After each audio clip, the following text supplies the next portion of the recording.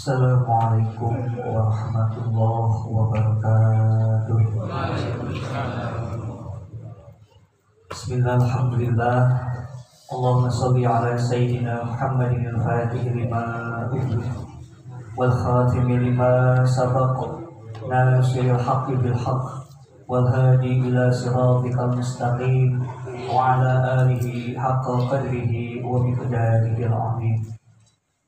Hadratul mukarramin, para alim, para ulama, para asatidz wal asatidzah, para habaib wal habaibah, wabil khusus Sahibul Jawiyah Abina Haji Muhammad Awan Kaya serta keluarga, seluruh karyawan-karyawannya, dan juga kita semua muhibbin dan ikhwan Thariqah Tijaniyah yang alhamdulillah Allah kumpulkan kita pada malam hari ini, dan mudah-mudahan ini adalah suatu yang harus terus kita syukuri. Ini harus terus kita syukuri. Bersyukur kita dikumpulkan di tempat yang insya Allah dimuliakan oleh Allah. Dari mulai wa'ada asar sampai saat ini kita dalam keadaan bahagia, hati merasa tenang. Ini adalah suatu kenikmatan yang luar biasa yang harus kita syukuri. Bagaimana tidak, setiap hari Jumat kita melaksanakan lazimah, wazifah dan hailalah. Disitulah kita disaksikan langsung ketika wazifah bacaan ke-7 sampai 12. Ketika membaca sholawat Jawharatul Kamal, Rasulullah Shallallahu Alaihi Wasallam hadir, para sahabat yang 4 hadir, begitupun guru kita, murabi kita, Syedi Syekh Ahmad bin Muhammad At-Tijani hadir, dan semua muqaddam-muqaddam kita dari mulai zaman Syedi Syekh Ahmad At-Tijani sampai saat ini. Beliau-beliau akan hadir di tempat yang dibacakan sholawat Jawharatul Kamal. Para ikhwan, para muhibbin, mudah-mudahan ini menjadi motivasi. Sebagaimana motivasi-motivasi yang kemarin pernah kita saksikan, bahwa keutamaan dan jaminan-jaminan bagi muhibbin, begitupun yang khusus bagi ikhwan Thariqah Tijaniyah begitu luar biasa. Ini semua jamaah siap masuk surga? Ya, siap mati belum? Masya Allah. Gimana mau masuk surga kalau tidak mati dulu ya? Nah, ketika mati ini menjadi pemutus semua amal-amal kita, maka dalam menghadapi kematian, ketika seseorang itu takut mati, ada 3 golongan. Yang pertama, karena dunia, takut mati karena dunia. Ini adalah contoh orang-orang yang rugi, yang akan su'ul khatimah.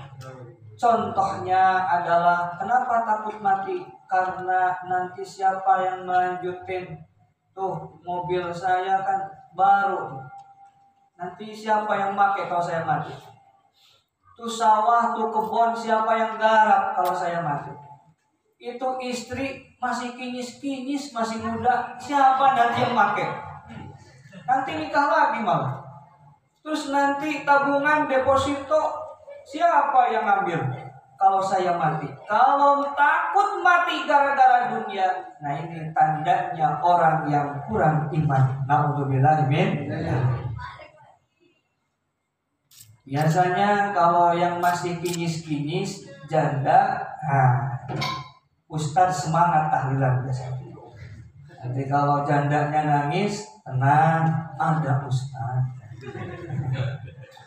Mudah-mudahan ada yang seperti Siti Khadijah. Allahumma amin. Yang kedua, takut mati karena kebanyakan dosa. Karena kebanyakan dosa. Kenapa takut mati? Banyak dosanya saya. Kenapa? Saya jujur aja, sholat kadang-kadang, khusyuknya juga kadang-kadang. Terus berbuat baik, kadang-kadang pamer ujub, kadang-kadang ikhlas, kadang-kadang serba kadang-kadang. Sepertinya lebih banyak dosanya daripada amal kebaikan.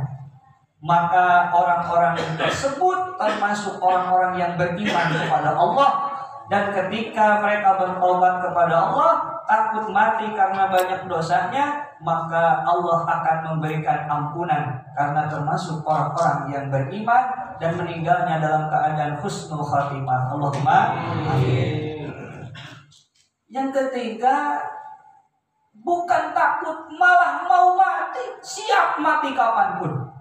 Kenapa? Karena ingin bertemu dengan Allah Subhanahu wa ta'ala. Inilah yang harus ada pada ahli-ahli thariqah, yang harus ada pada orang-orang yang ma'rifat kepada Allah, bahwa di dalam hatinya harus sudah siap kapanpun saya mati.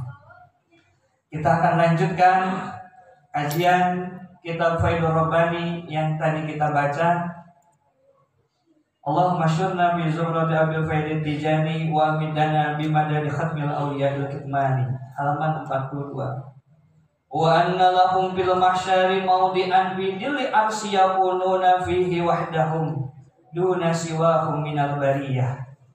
Dan sesungguhnya mereka orang-orang yang menjadi ikhwan thariqah tijaniyah, ketika nanti di padang mahsyar akan mempunyai tempat khusus di padang mahsyar, yang mana tempat di padang mahsyarnya ini di bawah naungan arasy-Nya Allah, sebagaimana yang diberikan juga kepada para muhibbin di pengajian-pengajian yang minggu-minggu yang lalu. Sama, muhibbin maupun ikhwan akan berada di bawah naungannya arasy Allah Subhanahu wa ta'ala. Ini luar biasa. Tempatnya khusus. Duna siwahum minal bariyah. Selain tanpa golongan mereka. Hanya khusus tempat teduh khusus diberikan kepada orang-orang yang menjadi ikhwan thariqah tijaniyah. Padahal kita tahu di padang mahsyar ini tempat yang sangat menyiksa. Ketika semua orang di yaumil ba'ats dibangkitkan, kita bangkit di yaumil mahsyar itu tanpa sehelai benang pun. Tetapi khusus bagi orang-orang yang mengikuti Sidi Syekh Ahmad At-Tijani akan diberikan baju yang sangat bagus, akan diberikan pakaian-pakaian yang sangat indah sebagai fadl dari Sidi Syekh Ahmad bin Muhammad At-Tijani. Ini kekhususan yang luar biasa bagi ikhwan thariqah Tijani. Nanti di yaumil mahsyar yang matahari hanya 2 busur di atas kepala kita, bagaimana keringat itu bercucuran, bagaimana dari hidung kita, dari telinga kita keluar air sampai keluar darah. Naudzubillah. Nanti di sana ada 3 golongan. Ada yang di yaumil mahsyar ketika menunggu ribuan tahun ketika ditanya nanti wanita tentang hisab dan mizan. Ada yang sudah disiapkan kendaraan, ada yang jalan kaki, dan yang ketiga ada yang berjalan memakai kepalanya. Ada sahabat Mu'ad bertanya kepada Rasulullah, Rasul, emang ada orang berjalan pakai kepala, kakinya di atas, kepalanya di bawah? Rasulullah mengatakan, kamu saja sekarang bisa berjalan pakai kaki karena siapa? Karena Allah. Dan nanti pun di padang mahsyar banyak orang yang kepalanya di bawah, kakinya di atas. Naudzubillah. Maka bagi ikhwan thariqah Tijaniyah, termasuk bagi muhibbin, akan mempunyai kendaraan, akan mempunyai pengawal pengawal, yaitu malaikat-malaikat Allah yang akan memberangkatkan kita sampai ke pintunya surga. Allahumma amin ya Allah ya Allah. Ada yang berjalan, cuma yang berjalan ini 50-50. Bisa nggak dia lewat Shiratal Mustaqim yang begitu banyak durinya? Masya Allah. Bagaimana dengan yang ketiga tadi? Kepalanya di bawah, kakinya di atas, dari kemaluannya keluar nanah dan darah. Mereka lah orang-orang yang berzina, selingkuh. Mau itu zina muhsan, mau itu zina ghair muhsan, mau zina orang yang sudah pernah menikah, punya suami, punya istri, ataupun yang masih lajang dan belum bertobat sampai dia meninggal. Itulah orang yang berjalan di padang mahsyar dengan kepalanya. Coba nanti pulang dari sini belajar berjalan pakai kepala. Bisa nggak kira-kira? Sakit nggak itu? Nauzubillah min dzalik. Di padang mahsyar nanti ada orang diciptakan lagi oleh Allah tanpa tangan, tanpa kaki. Masya Allah. Ternyata itu karena selama hidup di dunia dia selalu mengganggu tetangganya. Dia fitnah tetangganya. Dia ngomongin ghibah, kejelekan tetangganya. Maka tangan dan kakinya akan putus.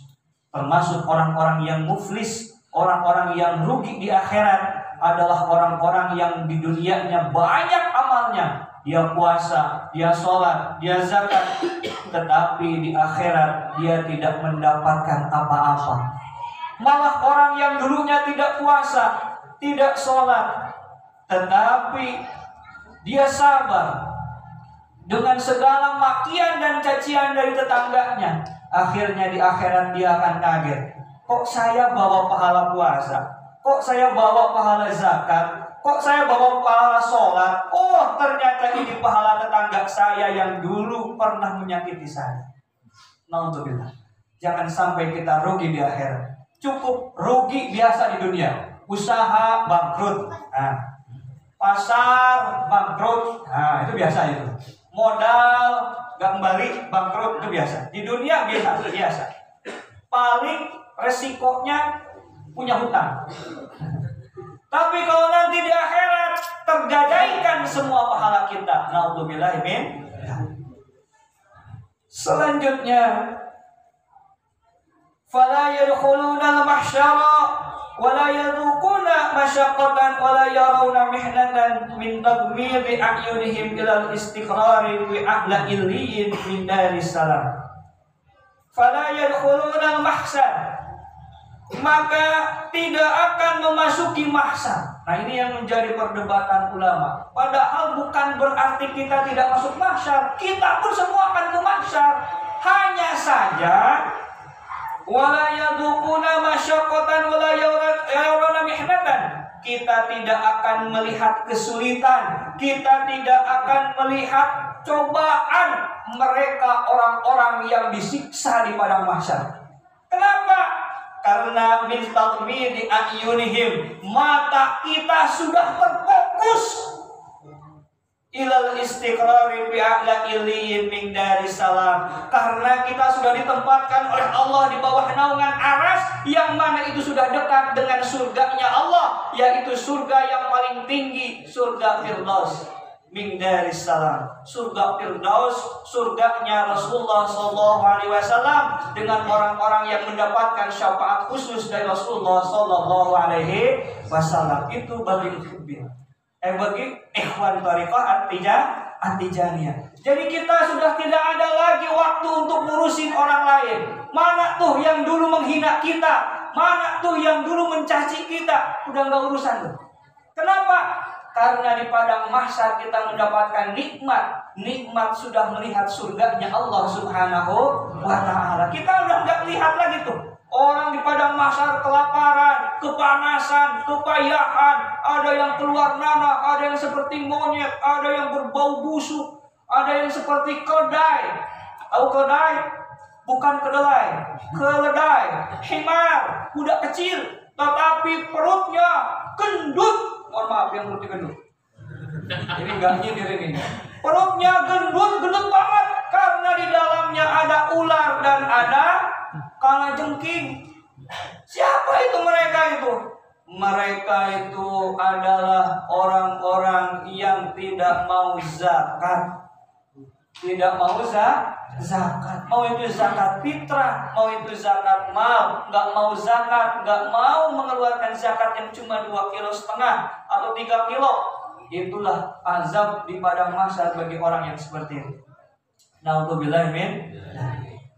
Ini banyak sekali azab-azab di padang mahsyar. Kita sebagai ikhwan Thariqah At-Tijaniyah tidak akan melihat itu semua karena kita sudah terfokus kepada surganya Allah Subhanahu wa ta'ala. Ini yang paling penting para ikhwan, para muhibbin. Nanti di padang mahsyar kita tidak akan kenal lagi siapa anak kita. Kita tidak akan kenal lagi siapa istri kita, siapa suami kita, pasangan kita, mertua kita. Nggak akan kenal. Kenapa? Karena semua sibuk ngurusi diri sendiri. Aduh, dosa saya gimana ini? Dosa saya. Nanti bapak nggak akan kenal sama anak, sama istri nggak akan kenal lagi. Sudah nafsi masing-masing. Kecuali Rasulullah Shallallahu Alaihi Wasallam dengan syafaatul umatnya. Rasulullah akan lupa kepada umatnya, tetapi Rasulullah akan ingat kepada seluruh manusia. Bagaimana cara Rasulullah mengenali kita? Ini yang paling penting. Setiap ikhwan Thariqah At-Tijaniyah di dalam keningnya, di antara dua matanya nanti ada nur cahaya kenabian dengan tulisan Muhammadur Rasulullah. Ini tanda yang khusus bagi pengamal Thariqah At-Tijaniyah yang lazimah, wazifah, dan hailalahnya istiqomah sampai akhir hayatnya. Ini yang jadi tanda nanti Rasulullah nanti seluruh umat manusia dari mulai Nabi Adam sampai orang yang terakhir lahir di dunia kumpul di padang mahsyar. Bayangkan. Nanti Rasulullah akan hanya melihat tanda Muhammadur Rasulullah. Di dadanya, di hatinya ada tanda Muhammad bin Abdullah. Itu tanda khusus bagi pengamal Thariqah At-Tijaniyah. Bagaimana mungkin nanti kita bisa ketemu santai-santai ngopi-ngopi di padang mahsyar? Tidak ada. Semua orang dari mulai Nabi Adam bingung.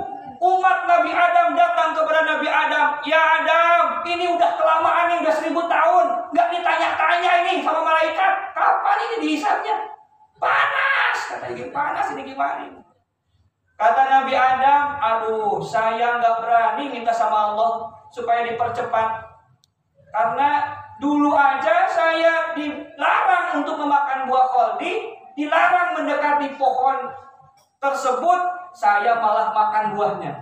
Saya malu. Begitupun Nabi Nuh, saya juga malu. Dulu punya anak Kan'an, yang mana nggak mau dia menyembah Allah. Sampai Nabi Ibrahim, Nabi Musa, sampai Nabi Isa nggak mau. Akhirnya Nabi Isa mengatakan, coba semuanya tuh minta syafaatul udma kepada Rasulullah Sallallahu Alaihi Wasallam. Dan mudah-mudahan ketika di padang mahsyar tersebut kita sudah berada di golongan orang-orang yang mencintai Syekh Ahmad At-Tijani, di bawah naungan arasnya kita sudah berada satu kelompok nanti ikhwan itu nanti satu kelompok, para muhibbin nanti satu kelompok khusus di bawah arasnya Allah Subhanahu wa taala dengan tanda-tanda yang nanti akan mudah dicari oleh Rasulullah sallallahu alaihi wasallam. Wa anna ashabu radhiyallahu anhu fi a'la illiyin, dan sesungguhnya semua para sahabat ikhwan-ikhwan Thariqah At-Tijaniyah fi a'la illiyin berada di surganya Allah yang paling tinggi. Ini adalah kekhususan yang luar biasa. Nanti para muhibbin akan berada di surga illiyin, di bawah dari surga Firdaus. Dan bagi para ikhwan akan berada di surga Firdausnya. Dan ini yang mudah-mudahan para muhibbin mendapatkan hidayah dari Allah untuk siap dan mau menjalankan setiap ajaran-ajaran dalam Thariqah At-Tijaniyah, mau dibayar masuk ke dalam thariqah Tijaniyah, kalaupun tidak tetap orang-orang yang mulia karena kecintaannya kepada Nabi Muhammad SAW, karena kecintaannya kepada Sidi Syekh Ahmad bin Muhammad At-Tijani. Surga yang di bawahnya itu adalah surga bagi para nabi dan bagi orang-orang yang mencintai Sidi Syekh Ahmad bin Muhammad At-Tijani. Di sini diterangkan wa ammal ahbabu faqayatu amrihim qauluhum fi illin min diyaril jinaniyah. Dan semua orang-orang yang menjadi muhibbin, orang-orang yang mencintai Sidi Syekh Ahmad At-Tijani berada di surga khusus, di bawahnya surga bagi orang-orang yang menjadi ikhwan thariqah At-Tijaniyah, sama-sama di surga bareng-bareng bersama orang-orang yang mencintai Sidi Syekh Ahmad bin Muhammad At-Tijani. Insyaallah mudah-mudahan kita diistiqomahkan, selalu bersyukur kepada Allah. Ini adalah motivasi untuk kita. Kita jangan merasa aman dari makrillah. Belum tentu kita husnul khotimah. Ini yang harus kita pegang. Kita pastikan kita husnul khotimah. Jadi jangan merasa kita kajong-jonan teuing karena memang sudah masuk thariqah At-Tijaniyah, tidak mengamalkan wazifah, tidak mengamalkan lazimah, tidak mengamalkan hailalah. Nah ini yang bahaya. Ini malah kebalikannya, nanti malah bahaya. Nanti ada babnya khusus. Maka para ikhwan, para muhibbin, kita istiqomah wirid lazimah, wazifah dan hailalah itu sudah lebih dari cukup insyaallah. Tinggal kita secara lahir, secara batin membersihkan hati kita, dan mudah-mudahan ini menjadi motivasi yang kita pegang sebagai ikhwan thariqah At-Tijaniyah, sebagai muhibbin thariqah At-Tijaniyah. Ini adalah janji Rasulullah sallallahu alaihi wasallam untuk kita semua. Allahumma amin ya Allah ya rabbal alamin. Oh ya. Para ikhwan dan para muhibbin, Jumat depan kita akan kedatangan Syarif Ali dari Aljazair. Alhamdulillah. Ini adalah Ahlul Bait, termasuk zuriyahnya Sidi Syekh Ahmad At-Tijani, cicitnya Sidi Syekh Ahmad At-Tijani. Kita bangga, kita duduk di sini setiap minggu bersama para habaib, bersama orang-orang dalam intinya. Ya, masih keturunannya Rasulullah SAW. Apalagi ini adalah keturunan dari guru kita. Mudah-mudahan Jumat depan kita lebih semangat lagi karena kita akan kedatangan guru kita. Sebagaimana yang pernah kemarin kita bahas, 7 orang yang pernah melihat Sidi Syekh Ahmad At-Tijani. Ini yang menjadikan kita masuk surga bighairi hisabin wala iqabin. Allahumma amin. Dan mudah-mudahan di antara itulah kita nanti mendapatkan fadilah, mendapatkan keutamaan, mendapatkan surganya Allah Subhanahu wa ta'ala. Ajak teman-teman, ajak saudara, keluarga untuk datang ke Zawiyah, karena mandala ala khairin falahu mislu ajrin fa'ili. Dan siapa yang mengajak kepada kebaikan, maka akan mendapatkan pahala dari orang yang diajak oleh kebaikan kita itu. Terima kasih. Wallahu a'lam bishawab. Wallahu muwaffiq ila aqwamit thariq. Wassalamualaikum warahmatullahi wabarakatuh.